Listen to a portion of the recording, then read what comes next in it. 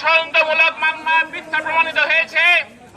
নিশ্চয়ই দেখেছেন এই মিথ্যা মামলা 862 বিলিয়ন ডলারের।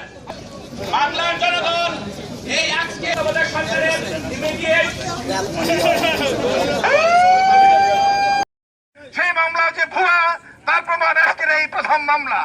আপনারা জানেন 8,000 মামলা এই সরকারের পাশাপাশি আমাদের নেতাদেরকে মিথ্যা মামলা দিয়ে হরিণগর থেকে পদ্মা সেতু থেকে হলমার্ক থেকে সেই দরবারে আপনার শুকর আদায় করছি আমাদের বিরুদ্ধে এবং বিএনপির অসংখ্য নেতা কর্মীদের বিরুদ্ধে যে সমস্ত মিথ্যা ষড়যন্ত্রমূলক মামলা করা হয়েছে তার এবং এই সরকারের পতন হোক।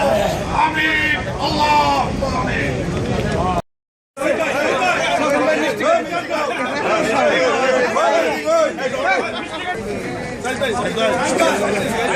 থাকলে হয় নাকি